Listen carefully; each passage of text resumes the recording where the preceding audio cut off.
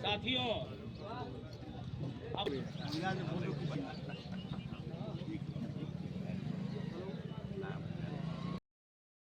करेंगे डॉक्टर विजय सोनकर शास्त्री जी वाले हैं और स्वयं अपने दिल में बसाने वाले लोगों में से हैं।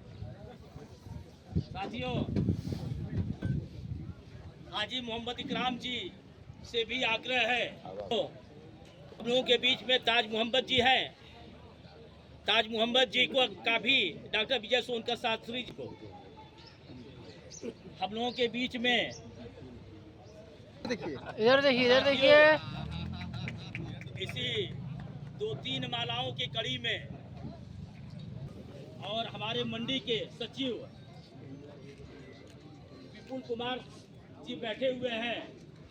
मैं चाहूँगा कि डॉक्टर विजय सोनकर शास्त्री जी के साथ तिलक राज कपूर जी और हमारे उपाध्यक्ष जी इनका स्वागत करेंगे माल्यार्पण करती है।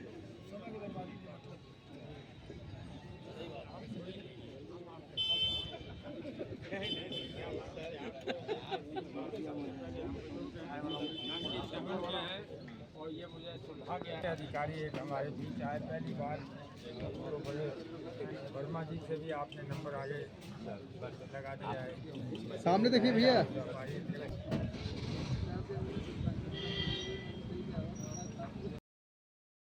पूर्व राष्ट्रपति पदक प्राप्त मैं इस पहाड़िया मंडी का संरक्षक हूँ और इस मंडी को स्थानांतरित करने में मेरा पूर्ण सहयोग था, क्योंकि उस वक़्त भी मैं यूनियन का पदाधिकारी था और बहुत बड़ा संघर्ष हुआ। उसके बाद 13 जुलाई 1982 को ये इस मंडी का स्थानांतरित होकर यहाँ आई। उस समय तत्कालीन डॉक्टर वी के मित्तल साहब वो जिलाधिकारी थे और उनके सामने अपनी परेशानियों को रखा कि हम लोग प्राइवेट मंडी में अपना बिज़नेस चला रहे हैं, आपको इस मंडी में हमें स्थान दिया जाए। तो उन्होंने इस मंडी को इलाट किया, लेकिन जब इलाट की बात आ गई तो हमारे यहाँ धड़ेबंदी हो गई। यूनियन के अंदर 2 विचारधाराएँ आईं। एक विचारधारा ने कहा कि आप हमको यहाँ से ऐसी जगह लेके जा रहे हैं जहाँ जंगल है, हम बिज़नेस करते हैं, हम मारे जाएंगे, हमारा पैसा जो है लूट जाएगा। ये एक संदेश सामने आया और ये बात सही भी थी। उस वक़्त हम लोगों ने सरकार से ये कहा कि सबसे पहले पुलिस की चौकी बनाई जाए, तब हम यहाँ पुलिस की चौकी बनी और कुछ ही दिन बाद उस चीज़ को देखा और आज इस मंडी का ये इतिहास है कि 5 लोग इस मंडी ने खा लिए हैं, निगल लिए हैं। वो कैसे, जो अनुमान आपको बताया था, यहाँ से नोट लेकर जाते थे, रास्ते में ही उनकी हत्या हो जाती थी। लेकिन उसी बीच में हमें इस बात की खुशी है कि हमारे माननीय किशन लाल जी सोनकर शास्त्री साहब वो यहाँ जब आए तो उन्होंने डंके की चोट पर कहा कि अब जहाँ सुरक्षा की बात है, इसके बाद कहीं कुछ नहीं होगा। और 40 वर्ष तक वो यहाँ 35 वर्ष तक अध्यक्ष रहे और धीरे धीरे हर आदमी यहाँ सुरक्षित रहकर अपने कारोबार को कर रहा है और ये कारोबार पूर्वांचल तक चला गया।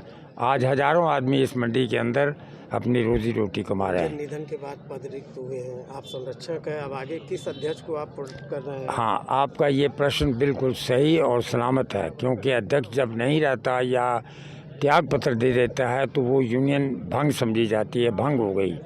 अब इसके बाद आगे के लिए हम इसी प्रकार से ऐसे ही व्यक्ति को कि जो इस मंडी का आने वाला जो समस्याएं हैं उनको हर कदम पर दूर करने की चेष्टा करें।